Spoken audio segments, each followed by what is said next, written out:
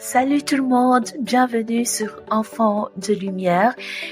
Nous allons continuer. J'espère que vous allez bien. D'abord, j'espère que vous allez bien. C'est Émilie et aujourd'hui, nous allons continuer notre série Les héros de la Bible pour apprendre mieux afin d'apprendre des leçons à travers ces hommes et femmes de la Bible et les transmettre à nos enfants pour que nos enfants puissent être des modèles autour d'eux et qu'ils brillent comme le Seigneur le souhaite. Donc aujourd'hui, nous allons voir la vie d'un des plus grands leaders de la Bible, Moïse.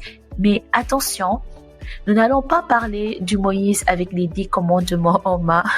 On va parler de l'enfant abandonné, du jeune homme en fuite, de l'homme qui doutait de lui-même, mais que Dieu n'a jamais abandonné. Et si ton enfant est sensible, timide, blessé, ou c'est un enfant qui bégaye, a du mal à parler ou parfois du mal à croire en lui, cette vidéo est pour toi. Tu vas voir comment Dieu utilise même les failles pour faire émerger une mission. Nous allons commencer par le fait que Moïse a été rejeté dès la naissance, mais protégé par Dieu. Quand je pense à l'histoire de Moïse, vous vous imaginez un bébé qui a été caché pendant 3 mois. On sait à quel point les bébés pleurent. Et quand un bébé pleure, comment ça se fait dans l'architecture des maisons d'auparavant? On a un voisin n'arrivait même pas à l'entendre. Vous voyez la gloire de Dieu quand Dieu décide de protéger un enfant. Il peut même rendre les voisins sourds ou les personnes qui passent à côté de la maison sourds. Ça, c'est premièrement, comment ça se fait que le petit, il a été mis dans un panier, ça flottait correctement et ça s'est dirigé nulle part d'autre que devant la fille de Pharaon. Et la sagesse que Dieu a donnée à la sœur de Moïse, sa grande sœur Myriam, à un enfant aussi petite pour aller demander, veux-tu que j'aille te chercher une femme pour l'allaiter? Ça montre vraiment que Dieu l'avait destiné. Moïse a été séparé de sa mère dès tout petit, élevé loin de son identité dans une culture étrangère. Il a connu l'abandon, la perte de repères, le rejet et pourtant Dieu veillait. Dieu veillait sur lui. Dans tout ce semblant de désordre, ça semble être un désordre. Dieu veillait sur Moïse et le préparait. Et ton enfant peut avoir des blessures précoces, mais Dieu peut transformer chaque faille en fondation.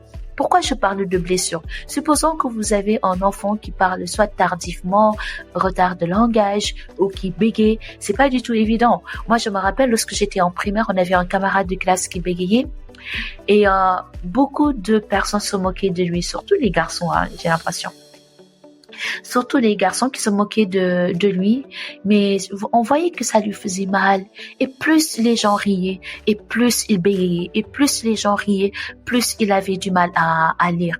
Ça crée des blessures, au niveau de l'âme, ça crée un manque d'estime de soi.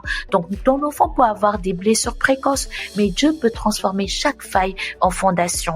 Donc si ton enfant traverse ces situations, parle avec lui de ses peurs ou de ses blessures, affirme-lui.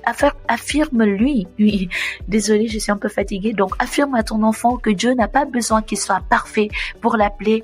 Et parle-lui de Moïse. Parle-lui aussi de Gédéon qui avait un niveau d'estime de soi qui était très faible, mais Dieu a quand même pu l'utiliser.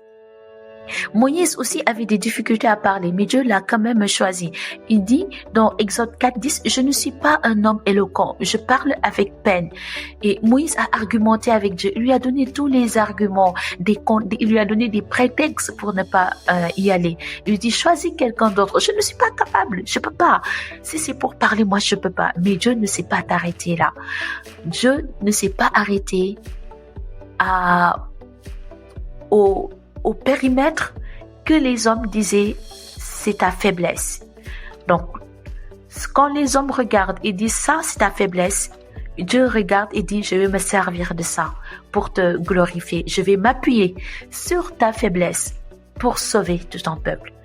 Donc, il est important de faire savoir à nos enfants, si ton enfant traverse une situation pareille, à lui faire savoir, Dieu ne t'appelle pas parce que tu es parfait, mais parce qu'il veut t'équiper. Ce que tu crois être ton défaut peut devenir ta plus grande force. Ce que tu crois être ton défaut peut devenir ta plus grande force parce que Dieu dit même, ma grâce te suffit. car ma puissance s'accomplit dans ta faiblesse. Ma puissance s'accomplit dans la faiblesse. Donc, n'hésitons pas à valoriser les efforts plus que les résultats, à encourager nos enfants à oser, même lorsqu'ils ont peur, même lorsqu'ils ne voient que des failles, des limites, des défauts. Nous pouvons leur faire confesser que ma grâce te suffit, car ma puissance s'accomplit dans ta faiblesse. Moïse a fui son erreur aussi, mais Dieu est allé le chercher. Après avoir tué un Égyptien, vous savez, il y avait deux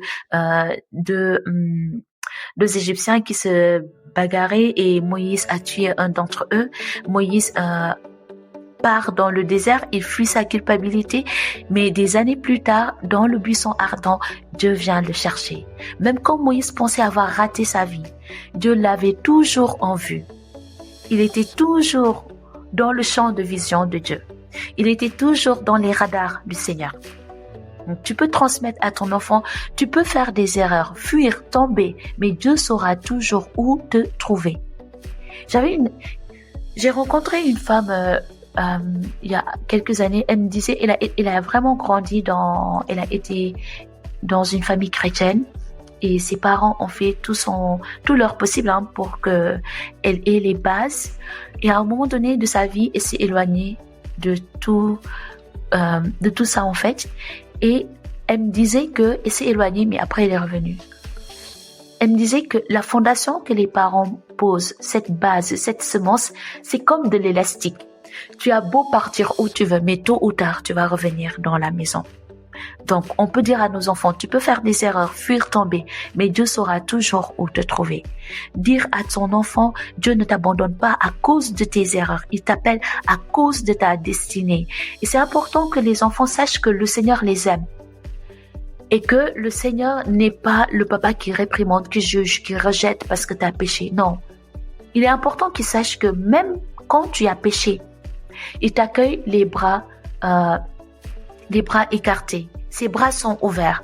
Comme l'enfant prodige, il avait fauté. Mais lorsqu'il revient à la maison, lui, il a marché, mais le papa a couru pour le recevoir.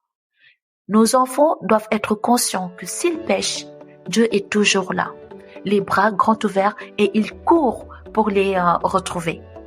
Ensuite, Moïse est devenu un leader après un long processus de guérison.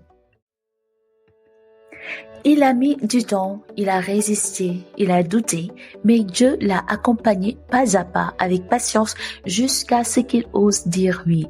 Tous les enfants n'avancent pas au même rythme, on peut le constater même dans la fratrie.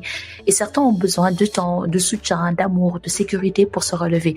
Tout dépend du tempérament de l'enfant et dès le bas âge, on peut voir ça, ce sera un colérique, ça sera un flegmatique, ça, ce sera un sanguin. J'ai oublié l'autre, le bleu, c'est les analytiques là. J'ai oublié. Mais bref, dès le bas âge, on peut voir le tempérament de notre enfant. Donc nous, en tant que parents, nous devons être patients avec notre enfant et accompagner notre cher enfant dans sa construction intérieure sans pression. Parce que le plus important pour l'enfant, c'est d'avoir une bonne estime de soi. J'ai lu un livre et le monsieur disait que les parents, les enseignants doivent se concentrer de 0 à 7 ans. S'il y a une chose qu'on doit apprendre à nos enfants, une qualité, au-delà des mathématiques, l'intelligence logico-mathématique, l'intelligence linguistique, c'est l'estime de soi. Donc, on met tout le paquet pour l'estime de soi. L'enfant ne doit pas douter de lui. Il faut que son estime de soi soit au top.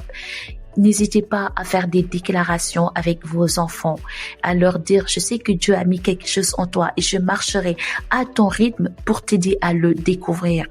Le plus important, c'est ton estime de soi. Le plus important, c'est que tu sois conscient que Dieu est avec toi. Dieu t'aime, il ne va jamais te rejeter. Le plus important, c'est que tu saches que tu es né pour briller, pour accomplir une mission. Tu as été consacré, mis à part pour Dieu.